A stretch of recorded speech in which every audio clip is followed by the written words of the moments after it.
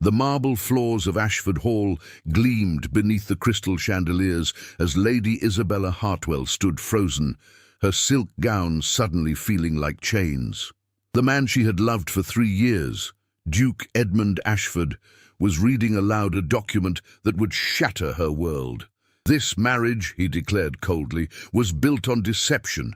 You claimed noble blood, yet you possess nothing." Around them, 200 guests gasped in unison. Isabella's hands trembled as Edmund turned to the radiant Charlotte Pemberton, her own cousin, and announced, "This is the woman worthy of the Ashford name." But what none of them knew, not Edmund, not Charlotte, not a single soul in that glittering ballroom, was that the poor girl they were casting aside was about to receive a visitor who would make every duke in England kneel. If you're listening to this story, don't forget to click the like button, subscribe to the channel, and tell me in the comments from which part of the world you're listening to this story. I want to know how far it has traveled. Isabella Hartwell had learned to walk silently through the vast corridors of Ashford Hall, her footsteps barely disturbing the ancient stillness that permeated the Duke's ancestral home.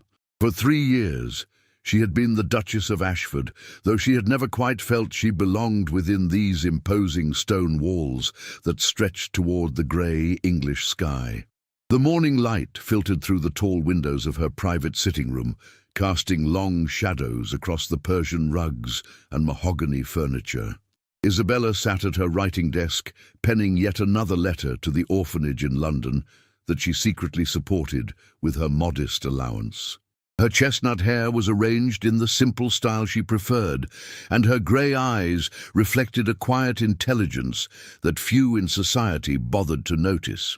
"You're writing to those common children again," came the sharp voice of Charlotte Pemberton, Isabella's cousin, who swept into the room without knocking. Charlotte's golden curls bounced with each step, her emerald dress cut in the latest fashion from Paris. "Really, Isabella, it's quite beneath a duchess to concern herself with street urchins." Isabella set down her pen carefully. "They're children, Charlotte. They deserve kindness. They deserve to know their place," Charlotte corrected, examining her reflection in the ornate mirror above the fireplace. "Just as you should know yours, though I suppose that's difficult when one comes from such humble origins." The barb was familiar. Isabella had been raised by her aunt after her parents' deaths when she was merely 5 years old. She had been told they were minor gentry who had fallen on hard times, leaving her with nothing but a small locket and her name.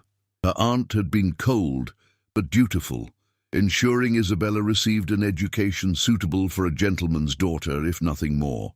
Her marriage to Duke Edmund Ashford had been arranged by distant relatives, a match that surprised everyone in society. Edmund was considered one of England's most eligible bachelors, wealthy, titled, and devastatingly handsome, with his dark hair and piercing blue eyes. Isabella had dared to hope that affection might grow between them, that the quiet conversations they shared during their brief courtship might blossom into something deeper. But 3 years had taught her otherwise. Edmund was unfailingly polite, even kind in his distant way, but he had never looked at her with warmth. He fulfilled his duties as a husband in the most perfunctory manner, spending his days managing his estates and his evenings at his club. Isabella existed in his life like a piece of furniture, necessary perhaps, but unremarkable. "Edmund has requested your presence in the drawing room," Charlotte announced, her lips curving into a smile that didn't reach her eyes. "He has important matters to discuss. I do hope you'll wear something more suitable than that dreadful grey dress, though I suppose it matches your disposition." Isabella watched her cousin leave, feeling the familiar weight of inadequacy settle over her shoulders. She moved to her wardrobe and selected a gown of deep blue silk, one of the few extravagances she had allowed herself. As her lady's maid helped her dress, Isabella studied her reflection. She was not a beauty like Charlotte, but neither was she plain. Her features were delicate, her figure slender, her bearing graceful. Yet somehow she always felt invisible. The drawing room was filled with afternoon light when Isabella entered, Edmund stood by the windows, his posture rigid, his expression unreadable. Beside him stood his mother, the Dowager Duchess, a formidable woman whose disapproval of Isabella had never been concealed. "Isabella," Edmund began, his voice formal, "please sit." She lowered herself onto the settee, her hands folded carefully in her lap. Something in the atmosphere made her pulse quicken with apprehension. "We have received an invitation," the Dowager Duchess announced, her tone clipped. "Lord Pemberton is hosting a grand ball at his estate in 3 weeks' time. All of society will be in attendance. It will be an opportunity to reaffirm certain alliances." Edmund cleared his throat. "Mother believes it's time we made a more prominent appearance in society. Our marriage has been quiet, perhaps too quiet." Isabella felt a flutter of hope. "I would be honored to attend with you, Edmund." "Yes, well." He turned away, gazing out at the manicured gardens. "There are expectations, Isabella. As my Duchess, you represent the Ashford name. You must comport yourself with appropriate dignity and grace." "I have always endeavored to do so," Isabella replied softly, though the words stung. When had she ever brought shame to his name? The Dowager Duchess sniffed. "We shall see. Charlotte will be there, of course. She has become quite the diamond of society, so accomplished, so refined, a true example of noble breeding." Isabella understood the implication. Charlotte, who shared her bloodline, had somehow emerged as everything Isabella was not. It was a comparison that had haunted her entire life. As she left the drawing room, Isabella felt the walls of Ashford Hall closing in around her. She was a duchess, yes, but she was also a prisoner in a golden cage, forever trying to prove herself worthy of a position she had never asked for and a man who would never love her. That evening, as she sat alone in her chambers, Isabella opened the locket she always wore, the only possession from her parents. Inside were 2 miniature portraits, their faces worn with time, but still visible. Her mother's eyes, so like her own, seemed to hold secrets. Her father's strong features spoke of a dignity Isabella had always tried to emulate. "Who were you?"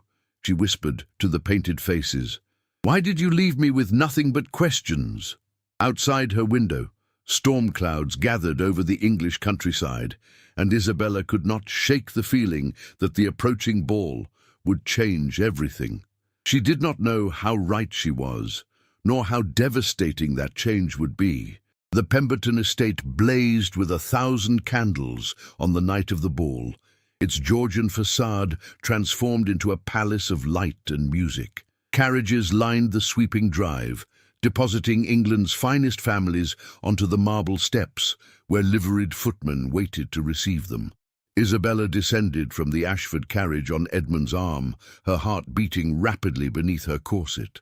She had taken special care with her appearance tonight, wearing a gown of ivory silk embroidered with silver thread, her hair arranged in an elegant chignon adorned with pearls.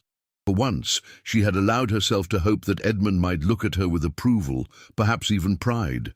But Edmund's attention was elsewhere, his gaze scanning the crowd with an intensity that made Isabella uneasy. The Dowager Duchess had travelled separately, already inside holding court among the matrons of society.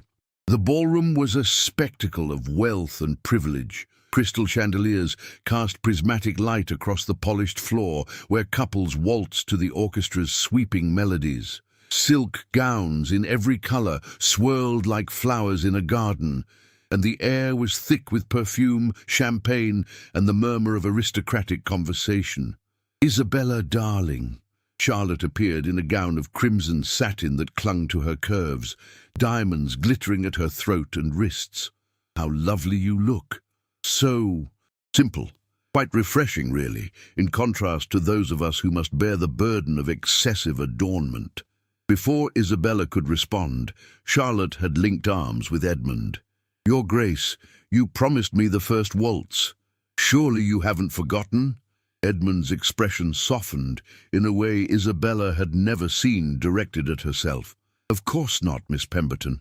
I never forget a promise made to you.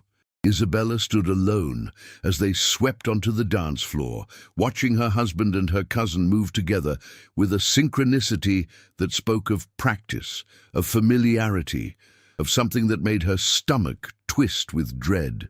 Around her, she could feel the eyes of society watching, the whispers beginning like a gathering storm.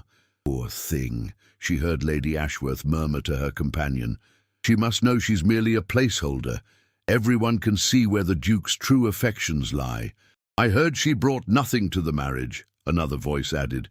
"No dowry, no connections, no breeding. One wonders how she secured such a match in the first place." Isabella forced herself to smile, to nod graciously at acquaintances, to pretend her world wasn't crumbling around her. She accepted a glass of champagne from a passing footman and retreated to the edge of the ballroom, seeking shadows. The evening progressed with agonizing slowness. Edmund danced with Charlotte 3 times, a shocking breach of propriety that set tongues wagging furiously. He danced with his mother once, with several other ladies of rank, but not once did he approach his own wife. Isabella stood like a ghost at her own social execution, watching the man she had tried so hard to please make a public spectacle of his indifference. It was near midnight when Lord Pemberton called for silence. The orchestra ceased playing, and the crowd gathered in a great circle around the center of the ballroom. Isabella felt a cold dread settle in her bones as Edmund stepped forward, Charlotte at his side, both of them positioned as if for an announcement.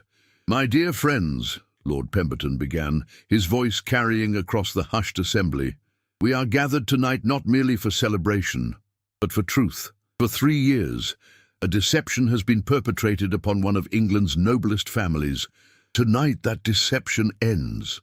Isabella's vision blurred at the edges. This couldn't be happening. Not here, not like this. Edmund's voice rang out, cold and formal.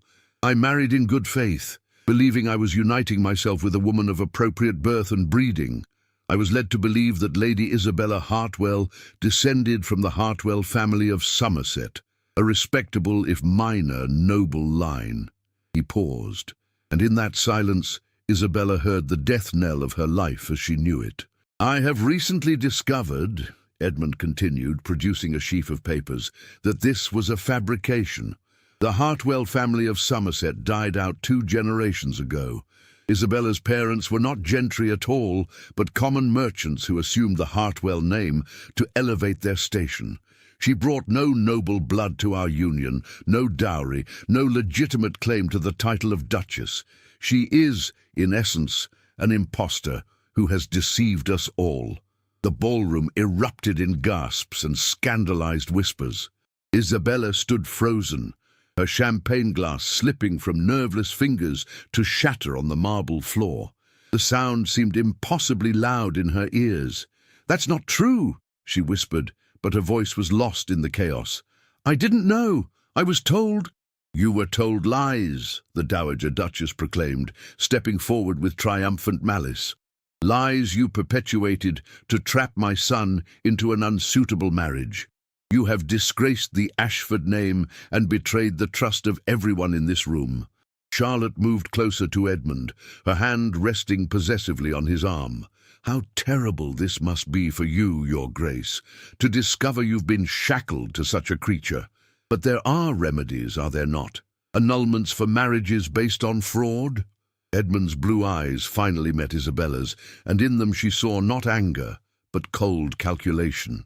This had been planned, orchestrated, a public execution designed to free him from a marriage he had never wanted. "I am filing for annulment," Edmund announced, "on the grounds of fraudulent misrepresentation. Isabella Hartwell, or whatever her true name may be, is no longer my wife, no longer the Duchess of Ashford, no longer welcome in society. She will leave this house tonight with nothing, as she brought nothing but lies." Isabella felt the room spinning. Faces swam before her, some shocked, some gleeful, all of them judging. She wanted to defend herself, to explain that she had been as deceived as anyone, that she had never claimed to be anything more than what she was told she was. But her voice had abandoned her. Her strength, draining away like water through cupped hands. "I have already secured the appropriate legal documents," Edmund continued. "They require only my signature. As for the position of Duchess," he turned to Charlotte, and Isabella saw the future written in that single glance. "That honor will soon belong to someone truly worthy of it." Charlotte's smile was radiant with victory. "Oh, Edmund, you honor me beyond measure." Isabella's legs finally moved, carrying her backward, away from the circle of accusers, away from the husband who had never loved her, away from the life that had been stripped from her in front of England's elite. She stumbled toward the doors, her vision blurred with tears she refused to let fall in front of these vultures. Behind her, the whispers rose to a roar. She heard her name, or the name she had believed was hers, torn apart by hundreds of voices. She heard Charlotte's laughter, bright and cruel. She heard Edmund's cold voice, giving orders for her belongings to be removed from Ashford Hall. Isabella burst through the ballroom doors and into the cool night air, her breath coming in ragged gasps. A footman approached, but she waved him away, stumbling down the steps toward the gardens. She needed darkness, needed solitude, needed to understand how her entire existence had been obliterated in the space of 10 minutes. She collapsed onto a stone bench hidden among the roses, finally allowing the tears to come. They fell silently, streaming down her face as she clutched the locket at her throat, the only thing she had left of parents who might not have even been her parents, of a past that might have been entirely fabricated. "Who am I?" she whispered into the darkness. "If I'm not Isabella Hartwell, if I'm not the Duchess of Ashford, then who am I?" The roses offered no answer, and the distant music from the ballroom mocked her with its gaiety. Inside, society was celebrating her destruction. Outside, she sat alone, a woman without a name, without a home, without a future. But in her locket, her mother's painted eyes seemed to hold a secret, and somewhere in the darkness wheels were already turning that would transform this night of humiliation into something no one in that ballroom could possibly imagine. The morning after the ball, Isabella found herself standing on the doorstep of a townhouse in Bloomsbury, clutching a single carpet bag containing the few personal items she had been permitted to take from Ashford Hall. The door opened to reveal a woman in her 60s, with silver hair, sharp green eyes, and an expression that softened immediately upon seeing Isabella's tear-stained face. "Good heavens, child," Aunt Agatha Thornbury exclaimed, pulling Isabella inside. "I heard what happened. The whole city is ablaze with gossip. Come in before the neighbors start their chattering." Agatha Thornbury was Isabella's late mother's sister, or so Isabella had always been told, though now she questioned everything about her past. Agatha had never married, choosing instead a life of independence that scandalized polite society. She wrote essays on social reform under a male pseudonym, hosted salons for intellectuals and artists, and cared not one whit for the opinions of the aristocracy. "I didn't know where else to go," Isabella whispered, as Agatha led her to a cozy sitting room filled with books and paintings. "Everything I believed about myself was a lie." Agatha poured tea with steady hands. "Was it? Or was it simply incomplete truth? Sit down, Isabella. We need to talk about your parents." Over the next hour, Agatha revealed what she knew. Isabella's father had indeed been a merchant, but not a common one. He had been a brilliant trader who had built a fortune through intelligence and integrity, earning respect even from those who looked down on commerce. Her mother had been a gentleman's daughter who had married for love rather than position, accepting social exile for the sake of her heart. "They were good people," Agatha said firmly. "They gave you the Hartwell name because it was your mother's maiden name, and it was rightfully yours. They never claimed nobility, Isabella. That fiction was created by the relatives who arranged your marriage, who saw an opportunity to elevate themselves by connecting you to the Ashford family. You were as much a victim of their deception as Edmund was." "Then why didn't you tell me?" Isabella asked, her voice breaking. "Why let me walk into that marriage, believing I was something I wasn't?" Agatha's expression grew pained. Because I was traveling in Italy when the arrangements were made. By the time I returned, you were already married. I hoped Edmund would come to value you for yourself, not your pedigree. I was wrong. I should have intervened." Isabella set down her teacup, her hands trembling. "What do I do now? I have no name, no position, no future. Society will never accept me again." "Society," Agatha said with a snort, "is a collection of small-minded individuals who measure worth by accidents of birth rather than character. You don't need their acceptance, Isabella. You need to discover who you truly are, separate from titles and expectations, and I'm going to help you do exactly that." Over the following weeks, Isabella began a transformation she had never imagined possible. Agatha introduced her to a world far removed from aristocratic ballrooms, a world of writers, philosophers, physicians and reformers who gathered in Agatha's parlor to debate ideas and challenge conventions. It was at one of these gatherings that Isabella met Dr. Nathaniel Reed, a physician who had recently returned from studying in Edinburgh. He was tall and lean, with warm brown eyes and an earnest manner that put people at ease. Unlike the aristocrats Isabella had known, Nathaniel seemed genuinely interested in her thoughts rather than her pedigree. "Miss Hartwell," he said, bowing over her hand, "Agatha tells me you've been supporting an orphanage in Whitechapel. I've been volunteering there as well, providing medical care to the children. Perhaps we might discuss how to expand their services." For the first time in weeks, Isabella felt a spark of genuine interest. "I would like that very much, Dr. Reed. The children deserve far better than what society currently provides them." Their conversation flowed easily, touching on education reform, public health, and the responsibilities of those with means toward those without. Nathaniel spoke with passion about his work among London's poor, about his belief that every person, regardless of birth, deserved access to medical care and opportunity. "You have a remarkable mind," Nathaniel said, as the evening drew to a close. "It's refreshing to meet someone who thinks beyond social niceties to actual solutions." Isabella felt warmth spread through her chest.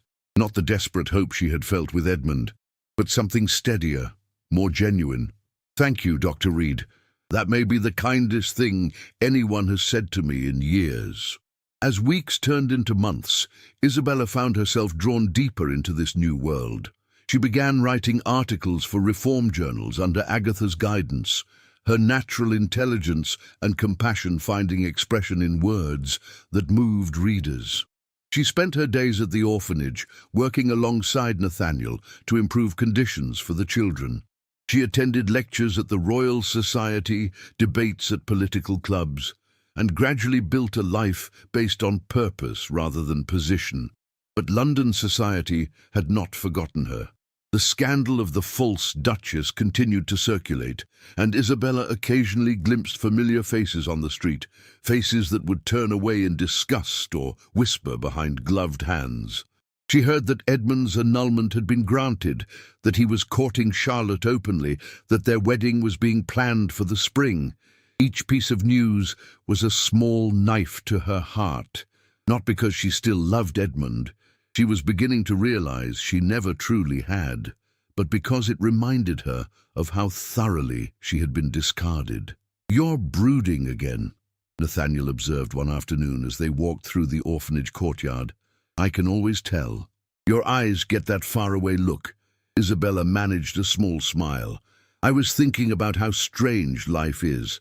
6 months ago, I was a duchess living in a mansion. Now I'm a woman of uncertain parentage, living in my aunt's townhouse. Yet somehow, I feel more myself than I ever did at Ashford Hall." Nathaniel stopped walking, turning to face her. "That's because you're finally free to be yourself, Isabella.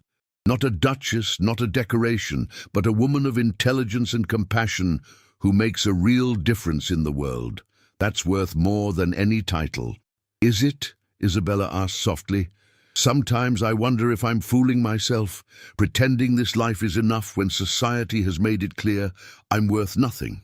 "Society," Nathaniel said firmly, "is wrong. You are worth everything to the children whose lives you've improved, to the readers who find hope in your words, to the people who know your true character, and—" he hesitated, then continued with quiet intensity, "you are worth everything to me." Isabella's breath caught.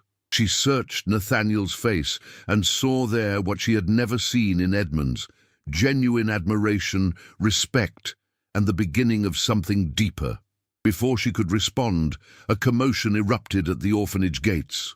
A fine carriage had pulled up, and from it emerged a figure that made Isabella's blood run cold. Charlotte Pemberton, dressed in the height of fashion, swept into the courtyard with the Dowager Duchess at her side. "How touching," Charlotte drawled, her eyes taking in Isabella's simple dress and the modest surroundings, the fallen Duchess playing at charity. "Tell me, Isabella, do the children know they're being helped by a fraud and a liar?" Isabella lifted her chin, finding strength she hadn't known she possessed. "They know they're being helped by someone who cares about their welfare more than social position. What brings you here, Charlotte? Surely you didn't come all this way simply to insult me." "We came," the Dowager Duchess announced, "to ensure you understand your place. Edmund and Charlotte will be married next month at Westminster Abbey. It will be the social event of the season. We wanted you to hear it directly, so you don't harbor any foolish hopes of reclaiming what you never truly had." Nathaniel stepped closer to Isabella, his presence supportive. "I think you've delivered your message. Perhaps you should leave." Charlotte's eyes narrowed as she assessed Nathaniel. "And who is this? Your new protector? How far you've fallen, Isabella, from a duke to a common physician.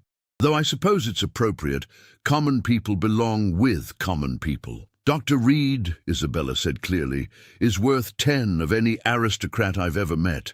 He saves lives while people like you concern yourselves with gossip and cruelty. Now please leave. You're frightening the children." For a moment Charlotte's mask of superiority slipped, revealing something ugly beneath. Then she smiled coldly. "Enjoy your little fantasy, Isabella. But remember, you'll always be the woman who was cast out, the fraud who deceived society. That shame will follow you forever."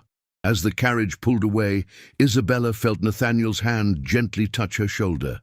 "Are you all right?" "I am," Isabella said, surprised to find it was true. "For the first time, I think I truly am. They can't hurt me anymore, Nathaniel. I found something real here, something they'll never understand." That evening, as Isabella sat in Agatha's parlour, her aunt handed her a letter that had arrived by special courier. The seal was unfamiliar, bearing a crest Isabella didn't recognize. With trembling fingers, she broke the wax and began to read. The words on the page would change everything once more, but this time the change would not break her. This time she would rise. The letter had come from a solicitor's firm in London, requesting Isabella's presence for a matter of utmost importance regarding your late parents' estate. For 3 days, Isabella had stared at those words, her mind spinning with possibilities and fears. Finally, with Nathaniel and Agatha accompanying her for support, she presented herself at the offices of Whitmore and Associates. Mr. Whitmore was an elderly gentleman with kind eyes and an air of barely contained excitement. "Miss Hartwell," he began, then corrected himself. "Or perhaps I should say, Your Imperial Highness?" Isabella felt the room tilt. "I beg your pardon." "Your father," Mr. Whitmore explained, opening a leather portfolio, "was not merely a merchant. He was Prince Leopold of Valdoria, a small but wealthy principality in Central Europe. He renounced his title and fled to England 28 years ago after a political coup threatened his life. Your mother was indeed English gentry. They lived quietly under assumed names to protect you from those who might use you as a political pawn." Agatha gasped. "I knew Leopold had secrets, but I never imagined—" "The political situation in Valdoria has stabilized," Mr. Whitmore continued. "Your father's brother, Emperor Frederick, has been searching for you for years. He has no children of his own, and you, Miss Hartwell, are his legitimate heir. You are a princess of the Imperial blood, and your uncle wishes to acknowledge you publicly. Isabella couldn't breathe. This is impossible. I'm nobody. You are Princess Isabella Leopoldine of Valdoria, Mr. Whitmore said firmly. And your uncle, the Emperor, is currently en route to London. He wishes to meet you and, if you're willing, to restore you to your rightful position. The documents are all here. Birth certificates, marriage records, royal decrees. Everything has been verified. The implications crashed over Isabella like a wave. She wasn't a fraud. She wasn't common. She was, in fact, of far higher rank than Edmund or any of the English aristocrats who had scorned her. The irony was almost too much to bear. "What does this mean?" she asked quietly. "What happens now?" "That," Mr. Whitmore said with a smile, "is entirely up to you, Your Highness." News of Isabella's true identity spread through London society like wildfire. Within a week, the woman who had been cast out as a fraud was revealed to be royalty of a rank that made English dukes look like country squires. The same drawing rooms that had whispered about her disgrace now buzzed with frantic speculation about how to regain her favour. Emperor Frederick arrived in London with appropriate ceremony, taking up residence at Claridge's Hotel. He was a distinguished man in his 60s, with Isabella's grey eyes and a warmth that immediately put her at ease. Their first meeting was emotional, with Frederick embracing his long-lost niece and apologizing for the years she had spent in ignorance of her heritage. "Your father wanted to protect you," Frederick explained. "He made me promise not to search for you until the political situation was stable.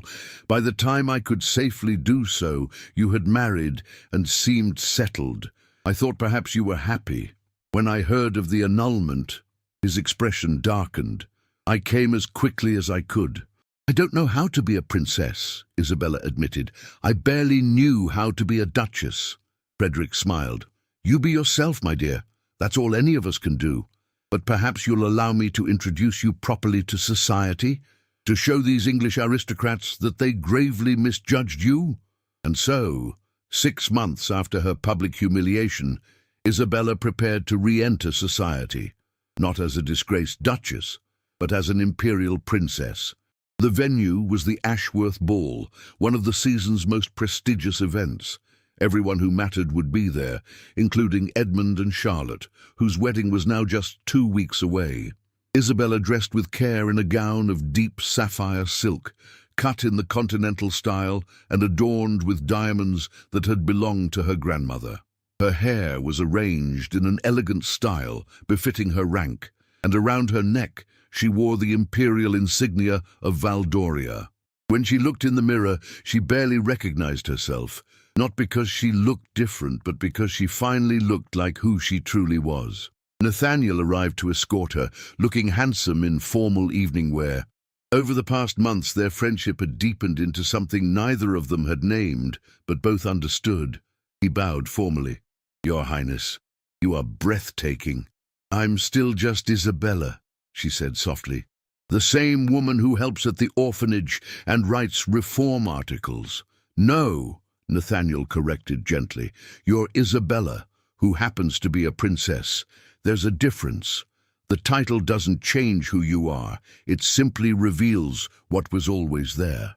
The Ashworth Ball was in full swing when Isabella arrived on her uncle's arm, with Nathaniel following at a respectful distance. The Major Domo's announcement silenced the ballroom instantly.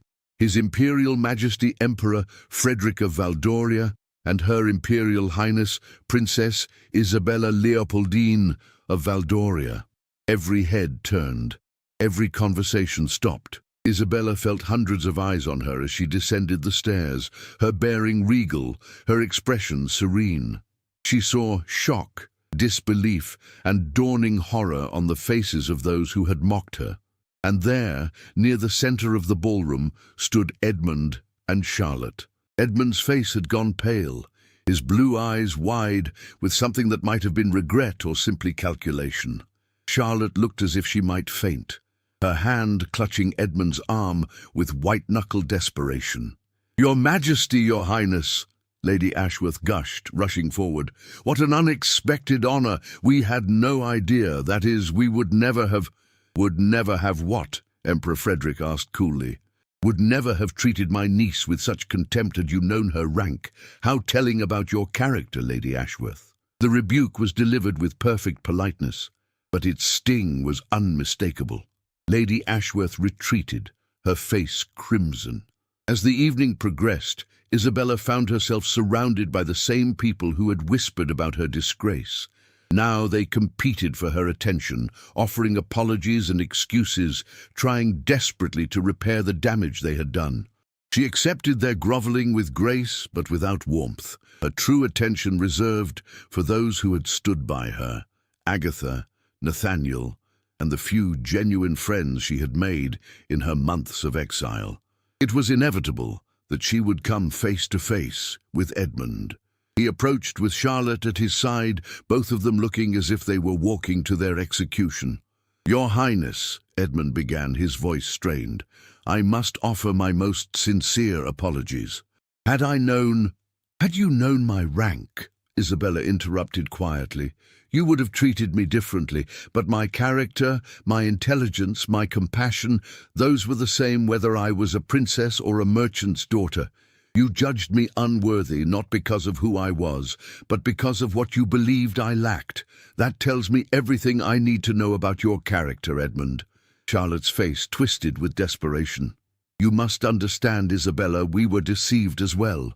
The information we received was an excuse for cruelty," Isabella finished. "You humiliated me publicly, Charlotte, not because you believed I had deceived anyone, but because you wanted Edmund for yourself. You saw an opportunity and you took it, regardless of the pain you caused. I hope the dukedom brings you the happiness you sacrificed your conscience to obtain."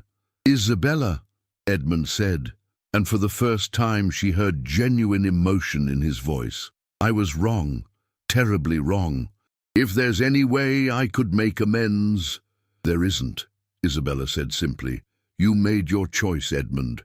You chose to believe the worst of me, to cast me aside without even asking for my side of the story. You chose Charlotte and her connections over the woman you had sworn to honor. Those choices have consequences." She turned to leave, but Edmund caught her hand. "If I had known, if I had understood, I would never have let you go." Isabella looked at him. This man she had once tried so hard to please and felt nothing but pity. "Yes, you would have, Edmund, because you never valued me for myself.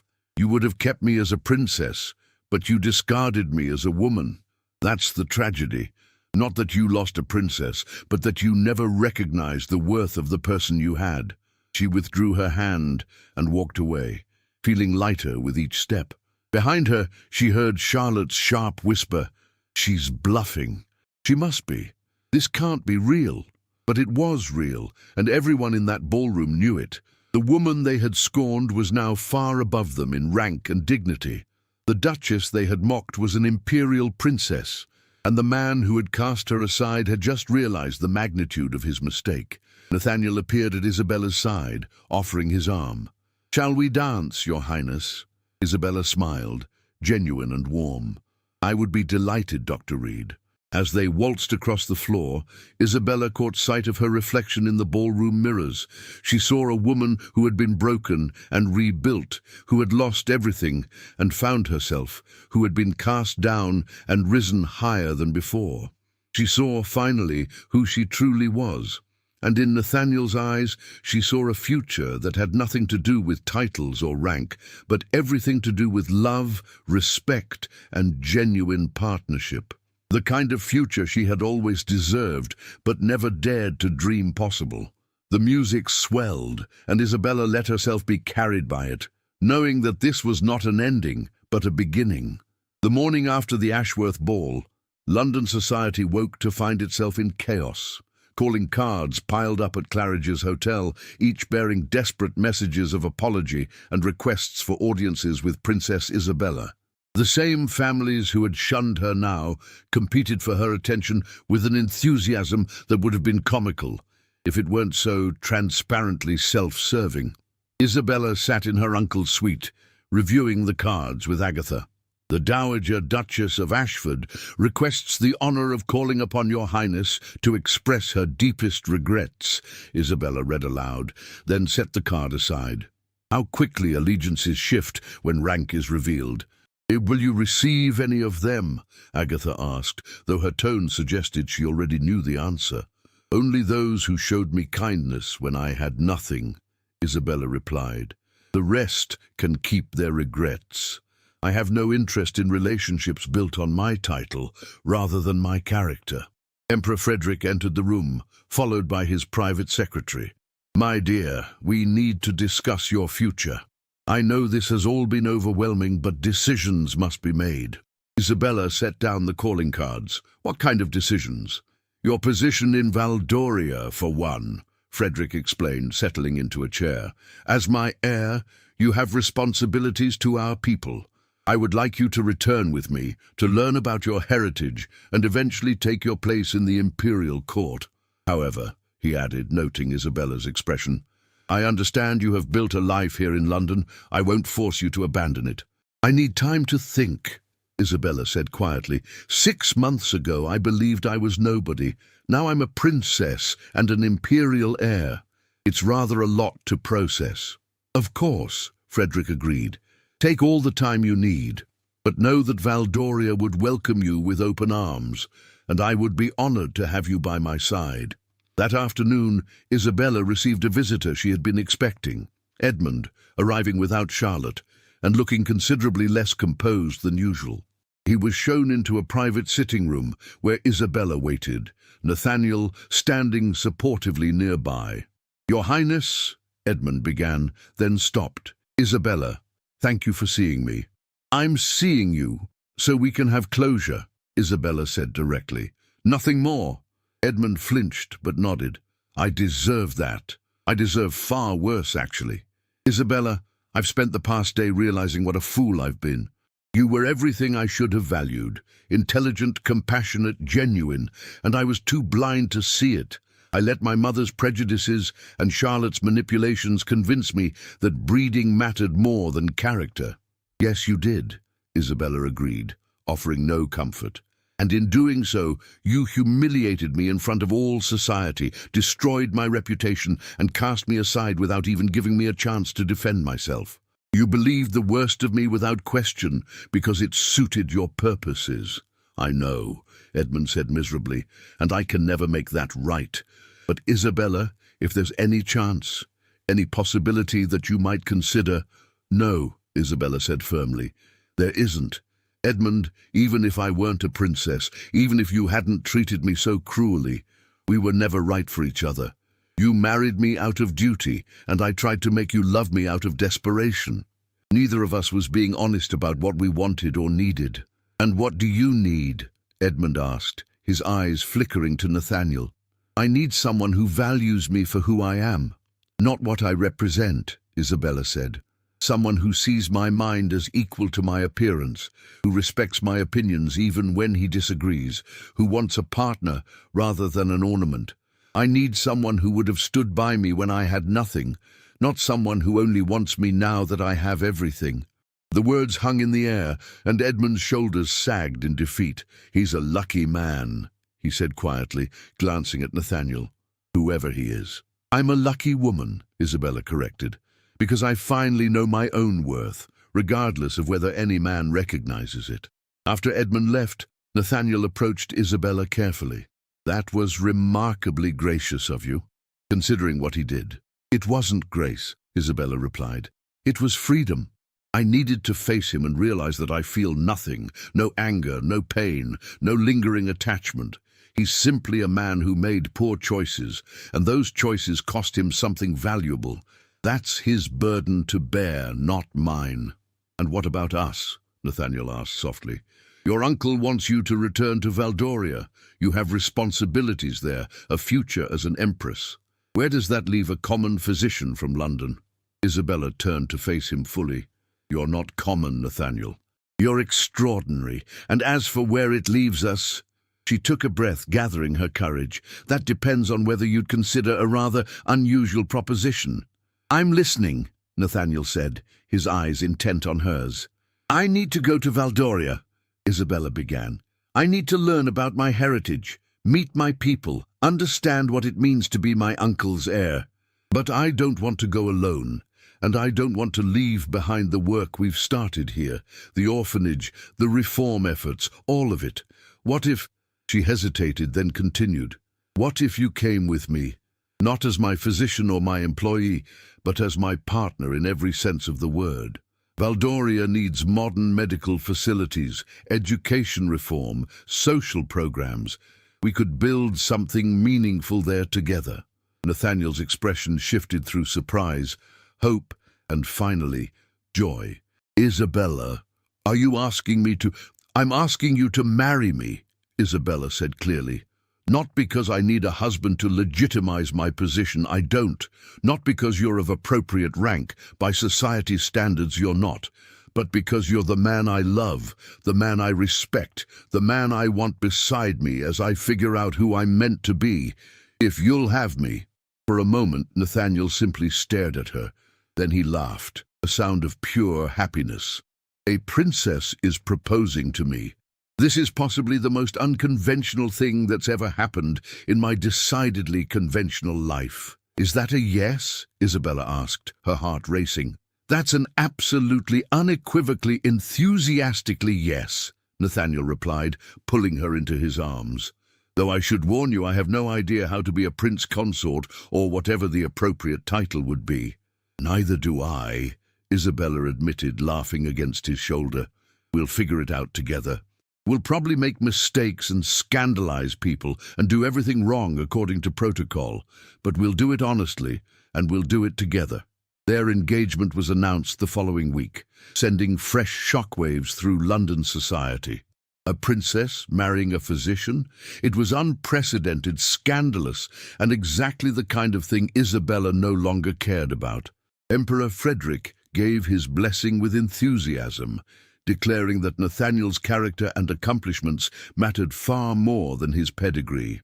The wedding was planned for a month later, to be held at the Valdorian embassy before Isabella and Nathaniel departed for her homeland.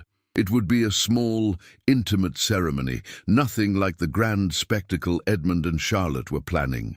Speaking of which, Isabella heard through Agatha that the Ashford wedding was proceeding, though with considerably less enthusiasm than before.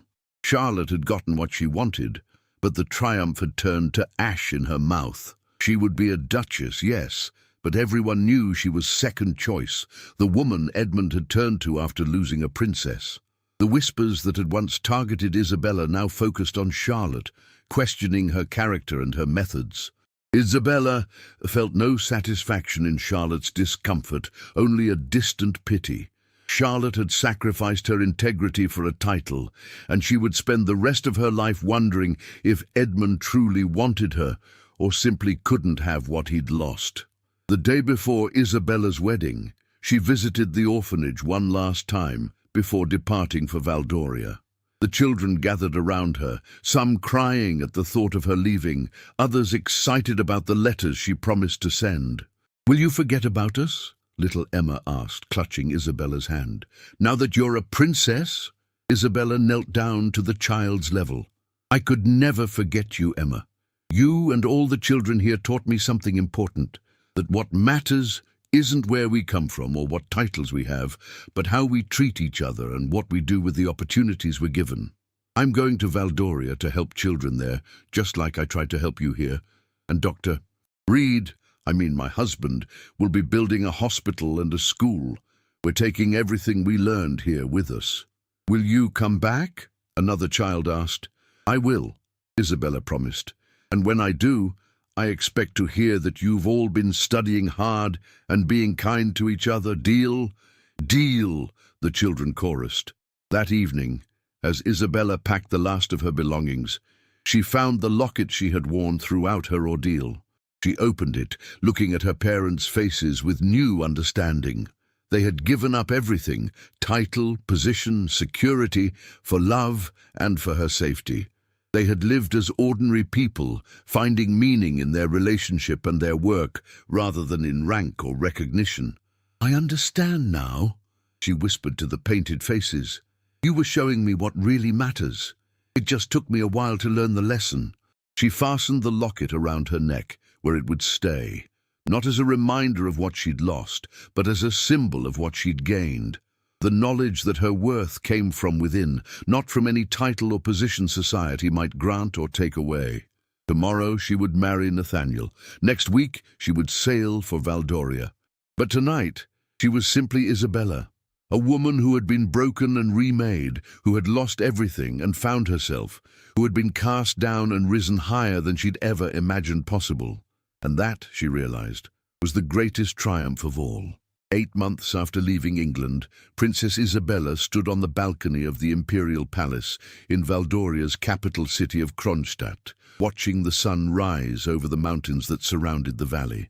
The alpine air was crisp and clean, so different from London's coal smoke atmosphere, and the city below was just beginning to stir with morning activity. Behind her, she heard Nathaniel's footsteps.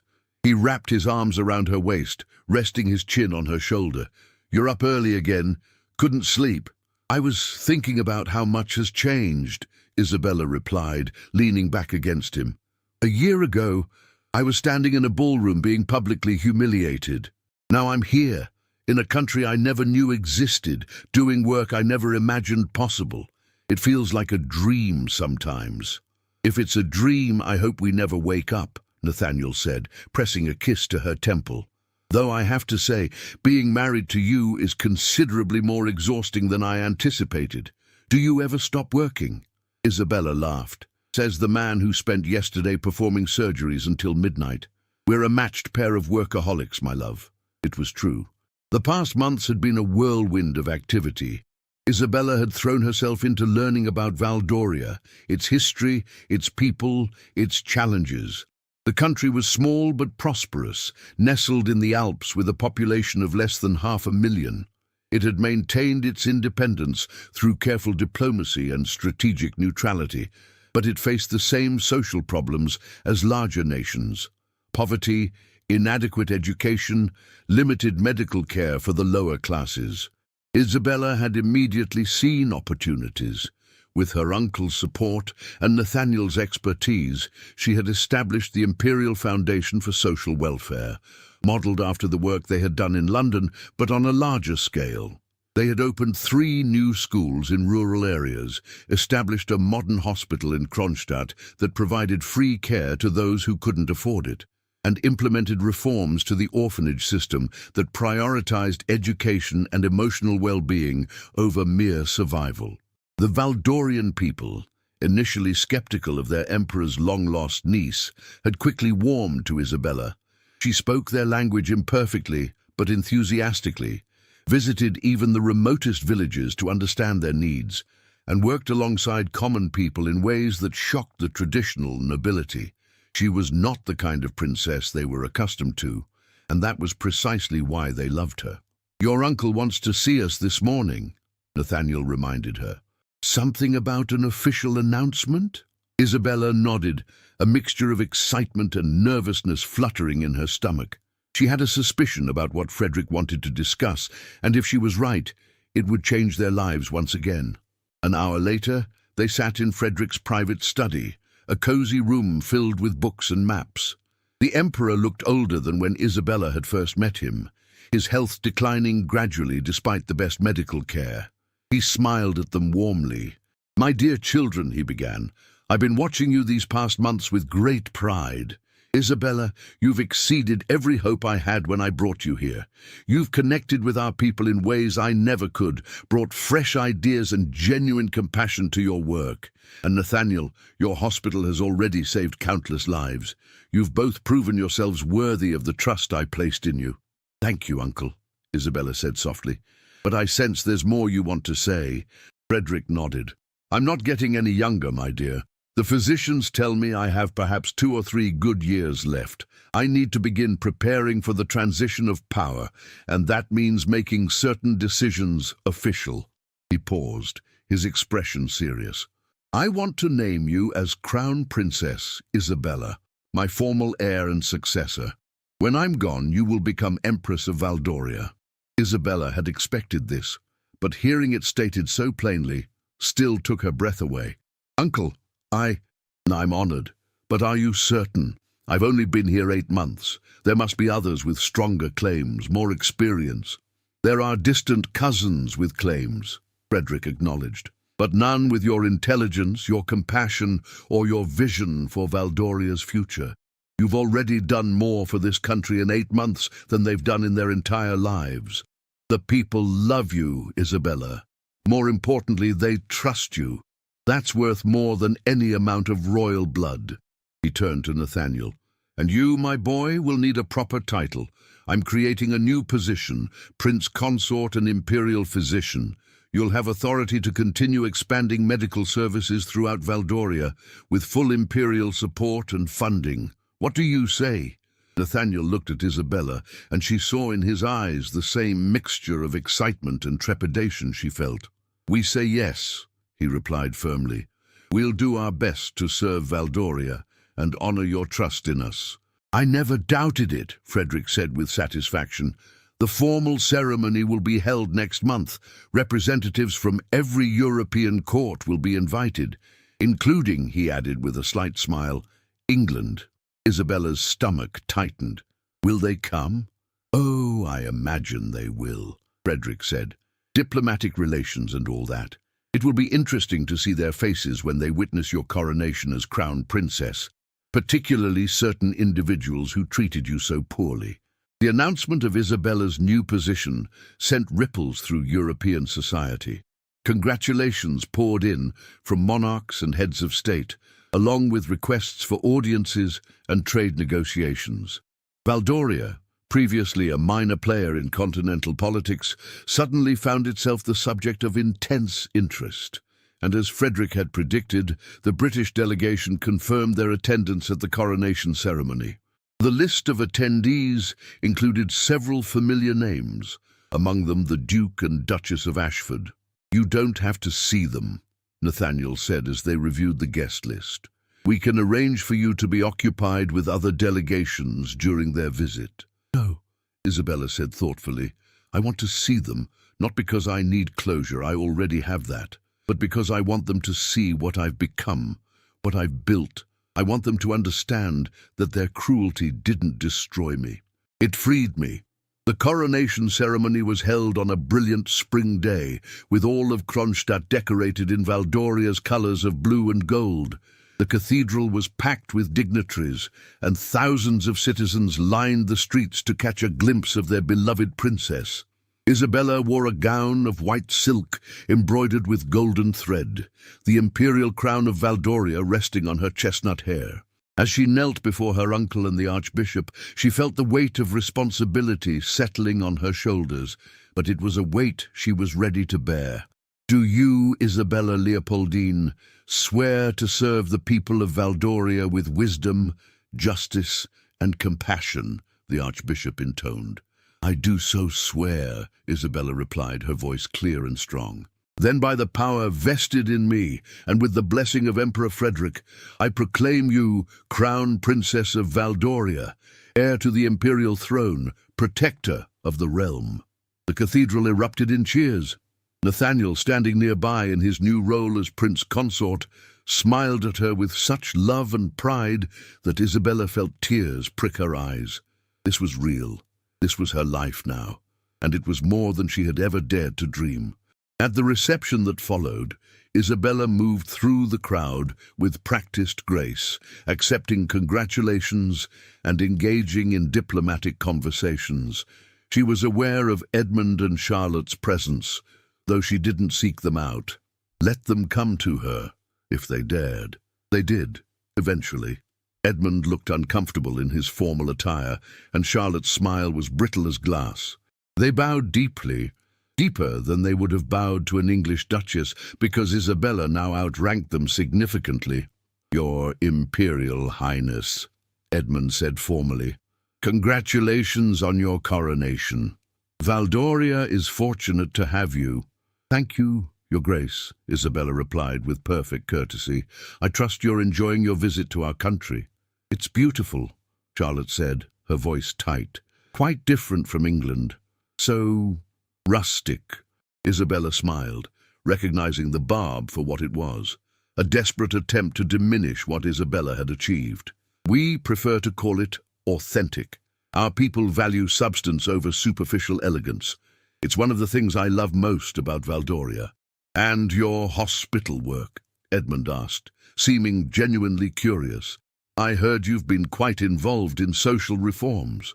My husband and I believe that true nobility lies in service, Isabella replied, her hand finding Nathaniel's. We've been fortunate to make a real difference in people's lives.